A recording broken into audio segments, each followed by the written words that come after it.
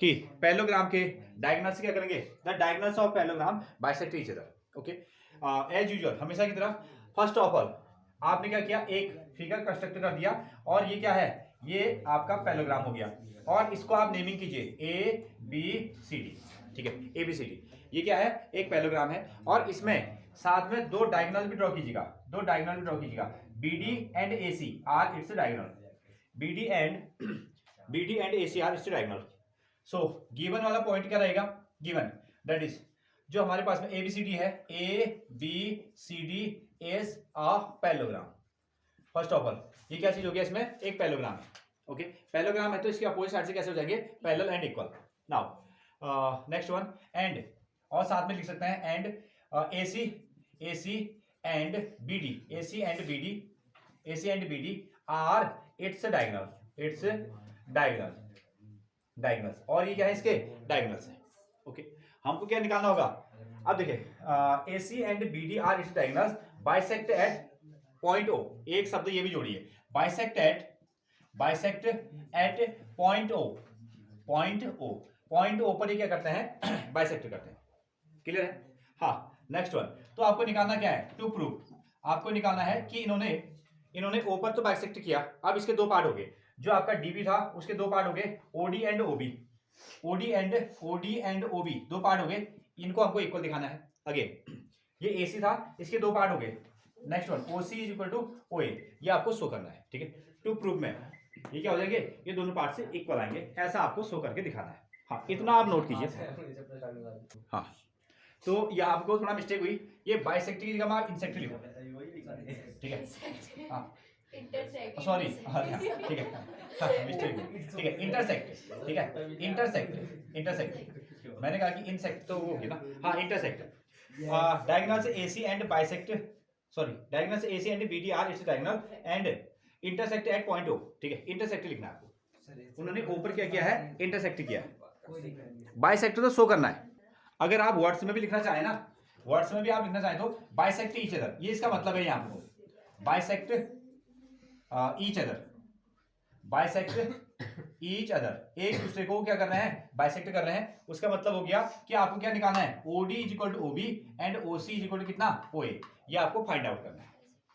Okay, हाँ चलते हैं, यहां तक बना दिया आपने, हाँ पूरा करें। हाँ चलते हैं हम लोग प्रूफ में। तो हमने इसमें ध्यान दीजिएगा, इन्होंने पैरेललोग्राम बनाने के लिए कहा, हमने इसको पैरेललोग्राम कंस्ट्रक्ट कर दिया, डायगोनल से वाली बात की थी तो हमने डायगोनल से भी इसमें कंस्ट्रक्ट कर दिए, एक्स्ट्रा हमने कुछ भी वर्क नहीं किया, जो इन्होंने कहा था उतना ही काम हमने इसमें किया है, तो कोई भी कंस्ट्रक्शन वर्क नहीं रहा हमारी ओर से।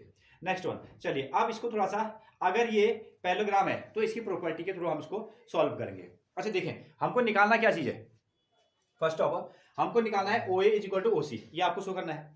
अच्छा, अब हमको ये दो साइड्स को इक्वल दिखाना है, और दो साइड से इक्वल तभी हो सकते हैं जब हम दो ट्रायंगल लें और उनको कॉन्ग्रुएंट करें, तो CP/CT से उनके साइड से इक्वल आ जाएंगे। ठीक है, तो OA साइड यहाँ मिल रही है और OC साइड यहाँ मिल रही है, इसका मतलब आपको क्या करना पड़ेगा, एक छोटा ट्रायंगल लेना पड़ेगा, या तो ये ट्रायंगल या तो ये ट्रायंगल लेना पड़ेगा। ठीक है, ओके, मतलब कि कोई भी आप ट्रायंगल, इन दोनों को कॉन्ग्रुएंट कर सकते हैं या इन दोनों को आप क्या कर सकते हैं, कॉन्ग्रुएंट कर सकते हैं। उसके लिए जो मटेरियल है उसने इक्वल होना चाहिए। नाउ तो फर्स्ट ऑफ ऑल यहाँ से हम लोग चलेंगे प्रूफ में। हमको पता है कि आपके पास में जो ABCD है, ABCD एक फिगर है, ABCD इज अ पैरेललोग्राम। ठीक है, इतना तो हमको पता है, ये इन्होंने दिया था। अगर ABCD पैरेललोग्राम है तो इसका मतलब क्या होता है, AB जो साइड होगी वह DC के पैरेलल होगी, AB जो साइड होगी वह क्या हो जाएगी, DC के पैरेलल, ये इसका नियम है। ठीक है, ये इसका नियम है, और साथ में क्या होता है, AB क्या हो जाएगा, DC के इक्वल भी आ जाएगी, AB क्या होगी, DC के इक्वल भी आएगी। ठीक है, चाहे तो और भी लिख सकते हैं, AD और BC को भी आप इक्वल बना सकते हैं। एक कहानी आई, एक रिजल्ट ये आया। और दूसरा, अगर AB और DC पैरेलल है, अगर AB और DC ये क्या है, पैरेलल है, तो इस लाइन को हम क्या कहा करेंगे, हाँ इसको हम लोग क्या कहते हैं, ट्रांसवर्सल। ठीक है, इसको हम लोग क्या कहेंगे, ट्रांसवर्सल कहेंगे। सो DB is a transversal line, ये क्या बन गया आपकी, एक ट्रांसवर्सल लाइन। अगर ट्रांसवर्सल लाइन है तो इसमें क्या होता है, इसमें एंगल निकल के आ गया 1 और इसका एंगल क्या बन गया आपका 2, बोथ आर, इसको हम लोग क्या कह सकते हैं, बोथ आर इक्वल, क्योंकि ये क्या बनेंगे, अल्टरनेट इंटीरियर एंगल का काम करेंगे। सेम एज इट इज उसी तरीके से ये दोनों पैरेलल लाइन है, ये दोनों पैरेलल लाइन है, तो ये भी क्या बन गई, ट्रांसवर्सल बन गई। तो यहाँ को हम ऐसा लिख सकते हैं साथ ही साथ डीबी कॉमा एसी, ठीक है, डीबी एंड एसी ऐसा लिखना है आपको।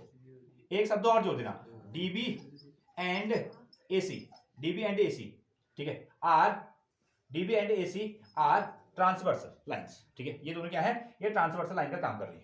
क्लियर हो गया, एक साथ हमने लिख दिया।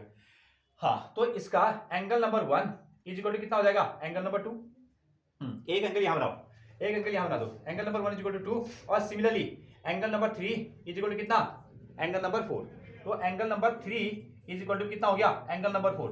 ये क्यों इक्वल हुए, क्योंकि ये अल्टरनेट, ये आपके अल्टरनेट इंटीरियर एंगल्स है, alternate interior angles, alternate angles, इसलिए क्या है, इक्वल है, ठीक है। हाँ, यहां तक की कहानी करो, फिर जाके हम लोग आते हैं इस पर ट्रायंगल पर। ट्रायंगल को कॉन्ग्रुएंट करने की प्रोसीजर में आएंगे हम लोग। नेक्स्ट वन, दो ट्रायंगल ले लीजिएगा।